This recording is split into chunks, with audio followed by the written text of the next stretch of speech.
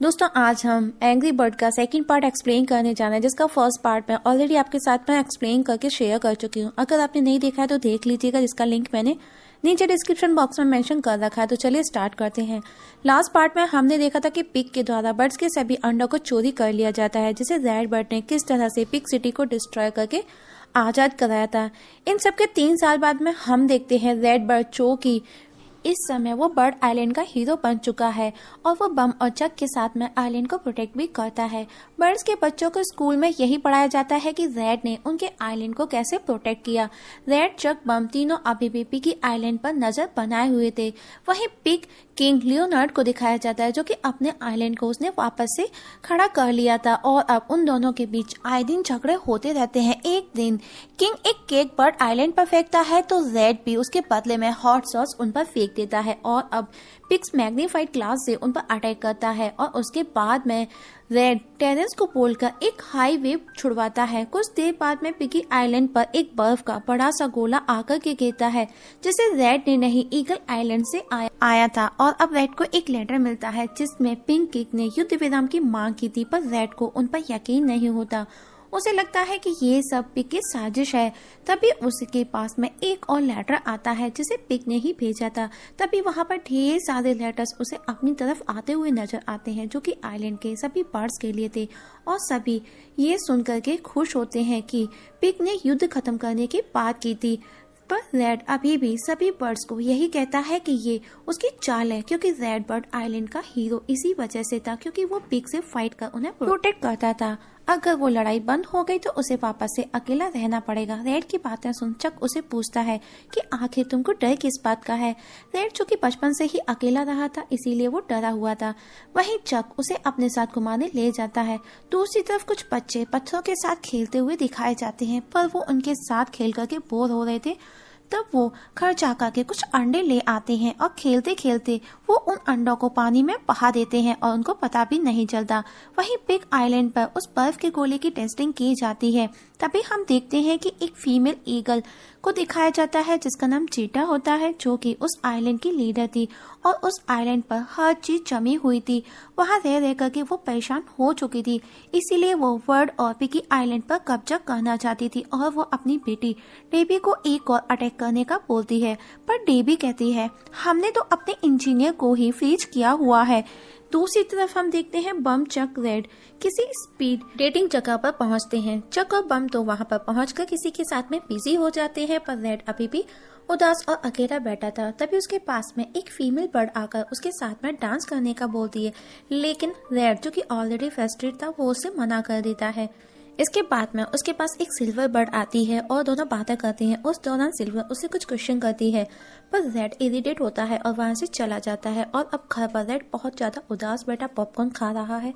तभी वहां पर लियोनार्ड आ जाता है और रेड से बात करता है कि यहाँ कुछ तो गलत हो रहा है, पर रेड उसे उसका वो लेटर बताता है और बातों बातों में वो लियोनार्ड को बांध देता है और उससे पूछताछ करने में लग जाता है। तो अब किंग रेड को उस ईगल आइलैंड के बारे में बताता है कि यहाँ पर एक और आइलैंड है, ईगल आइलैंड, जो कि हम पर हमला कर रहे हैं, हमारे आइलैंड को हथियाना चाहते हैं। जिस पर रेड कहता है मैं तुम्हारी बातों पर भरोसा क्यों करूं। तब पिग किंग उसे आइस के उसी गोले के बारे में बताता है तो रेड को यकीन हो जाता है, क्योंकि वो गोले उसके आइलैंड पर भी गिरे थे और अब उन दोनों के बीच में इस बात को लेकर के बहस होती है कि उन दोनों में से हीरो कौन बनेगा। और अब रेड जीत जाता है और दोनों साथ में काम करने के लिए, टीम बनाने के लिए निकलते हैं। बम चक के साथ में वो माइटी ईगल के पास पहुंचते हैं, उसके घर, और उससे ईगल आइलैंड के बारे में बताते हैं, जिसका नाम सुनकर के माइटी पैनिक हो जाता है और वहां से चला जाता है। अब उनको एक इंजीनियर की जरूरत थी, जिसके लिए चक अपनी सिस्टर सिल्वर का बोलता है, क्योंकि सिल्वर एक इंजीनियरिंग की स्टूडेंट है। और सब सिल्वर के पास पहुंचते हैं और रेड को सामने देख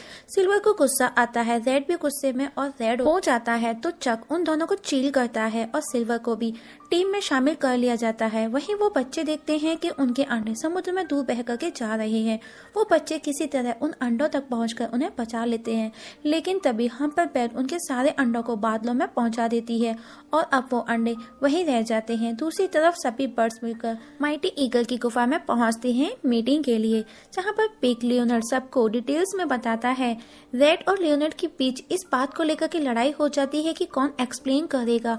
तभी सिल्वर सबको शांत कर कर उस वेपन का बताती है और तभी पिग चेटा की फोटो दिखाता है तो माइटी उसे देख करके डर जाता है, जिस पर रेड उसे पूछता है कि क्या तुम इसे जानते हो, लेकिन माइटी क्लियरली मना कर देता है। और अब रेड और बताता है कि ईगल आइलैंड के पास में एक आइस वोल्केनो भी है। तो सिल्वर उसके एक्सप्लेन पर क्वेश्चन खड़े करती है, हम उनके आइलैंड तक कैसे भी करके पहुंच गए तो हम विपन तक कैसे पहुंचेंगे, और अगर हम उस विपन तक पहुंच भी गए तो हम उसे डिस्ट्रॉय कैसे करेंगे।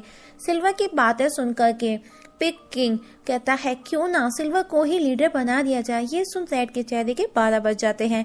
तभी सिल्वर माइटी से ईगल लैंड का मैप पूछती है। तभी जेटा ईगल माइटी के घर पर हमला कर देती है, जिसमें माइटी का घर डिस्ट्रॉय हो जाता है। तो माइटी सबको बचाकर ले जाता है, लेकिन तभी वो एक पहाड़ से टकरा जाता है और अब सब नीचे गिरने लगते हैं। तो मैप को एज अ पैराशूट पकड़ करके नीचे आने लगते हैं, लेकिन वजन ज्यादा होने की वजह से वो फटने लगता है। तब सिल्वर अपने सुपर स्ट्रिंग से सभी को सेफली लैंड कराती है। सभी बर्ड्स खड़े माइटी के घर को देख रहे होते हैं, जो कि अभी डिस्ट्रॉय हो चुका था। ये देख जेटा बहुत खुश होती है और अब अपने इंजीनियर को बर्फ की और लावा और गोले बनाने का बोलती है। वहीं बर्ड आइलैंड पर रेड अपनी टीम के साथ ईगल आइलैंड के लिए निकलते हैं। तभी वहां पर मटिल्डा पहुंचती है और रेड को पूछती है बर्ड आइलैंड को उनको छोड़ना तो नहीं पड़ेगा, जिस पर रेड कहता है नहीं, जब तक मैं हूँ ऐसा बिल्कुल नहीं होगा।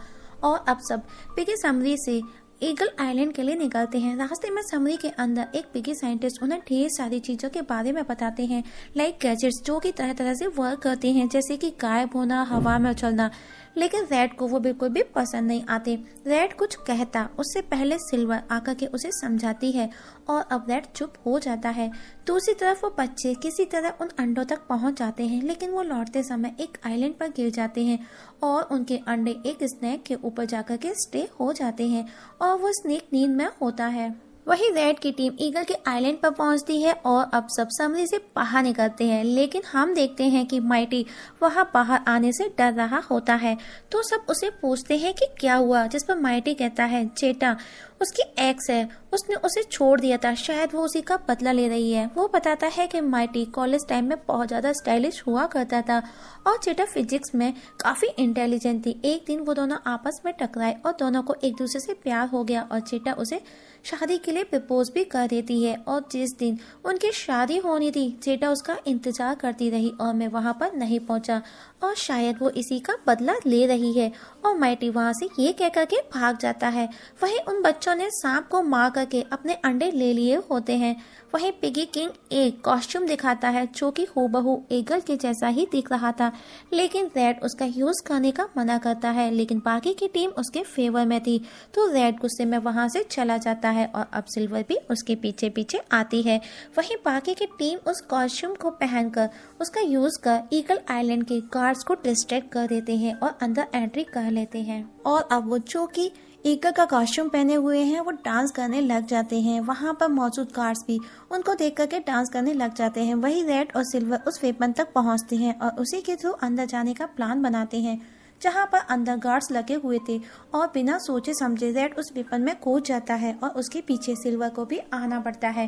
रेड ईगल गार्ड्स के बीच फंसने वाला होता है, पर सिल्वर आकर के उसे बचा लेती है। लेकिन हम देखते हैं कि रेड अभी भी एटीट्यूड में है, वो सिल्वर का नहीं सुनता और एक वायर को ये सोच करके कट कर देता है कि वो उसी वेपन की है, लेकिन वो वायर ओवन की होती है। और अब रेड के साथ में सिल्वर भी ईगल द्वारा पकड़ी जाती है और उन दोनों को जेटा के पास लेकर के जाया जाता है।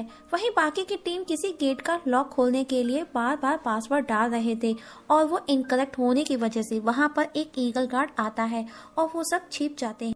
और अब उनको उस गेट को अनलॉक करने के लिए उसका एक्सेस चाहिए था। तभी वो देखते हैं कि एक गार्ड बाथरूम जाता है, तो वो उसे पीछे जाकर के उसको मार करके उसका एक्सेस ले लेते हैं। दूसरी तरफ वो तीनों बच्चे अपने बर्ड्स आइलैंड की जगह पिगी आइलैंड पहुंच जाते हैं और अब पिगी उनको बर्ड आइलैंड तक पहुंचाने का बोलते हैं। दूसरी तरफ ईगल आइलैंड पर बाकी की टीम उस एक्सेस का यूज कर अंदर एंट्री ले लेते हैं और वो डांस करने लगते हैं। उन्हें डांस करते देख वहां मौजूद और भी ईगल डांस करने में लग जाते हैं। वहीं पर डेबी के पास में सिल्वर और रेड बंदी बने हुए थे।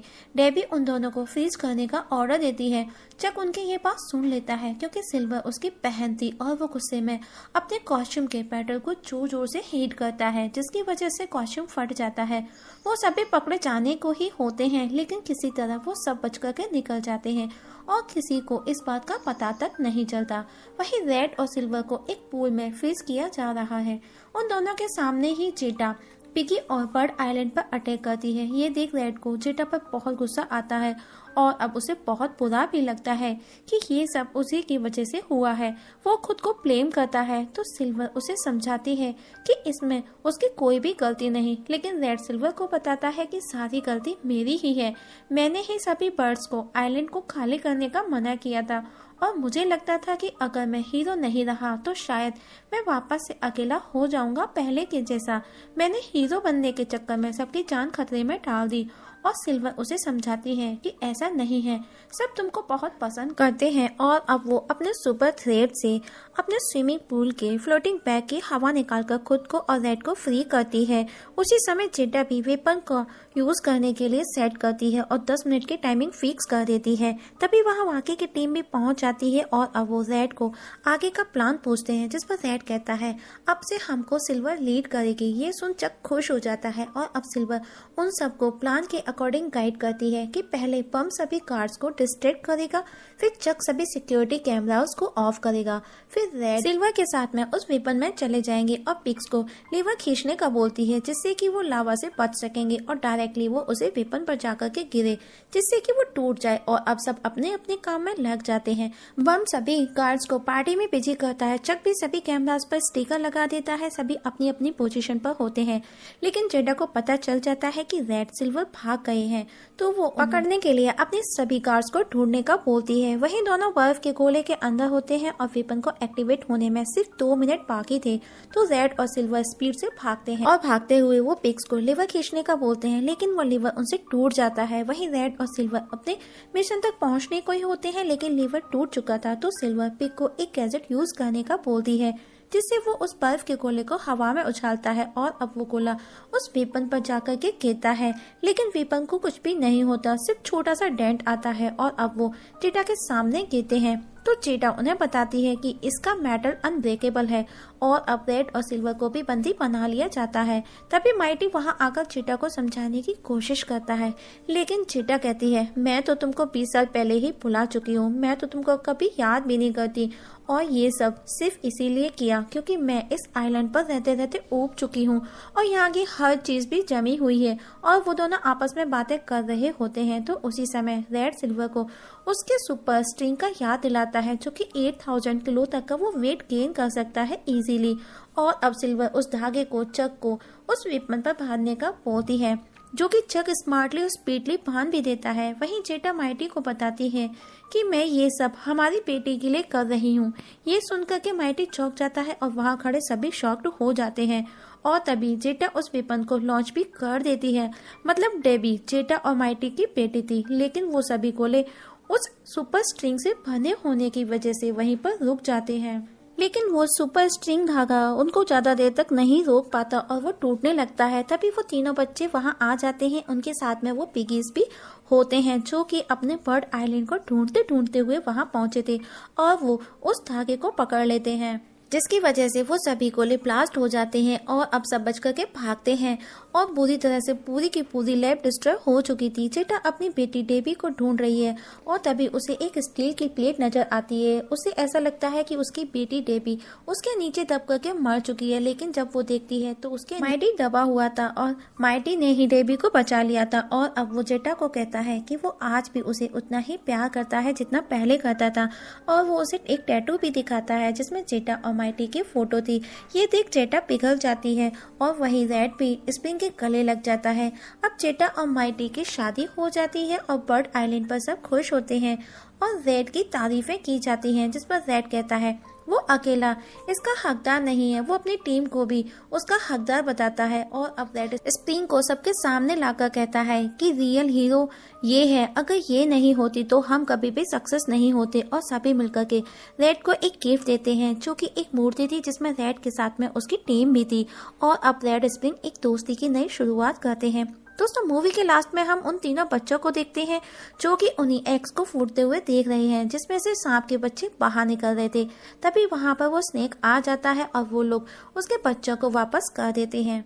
और अब बर्ड आइलैंड पर और पिगी आइलैंड पर सब खुशी खुशी रहने लगते हैं और इसी खुशी के साथ में मूवी खत्म हो जाती है।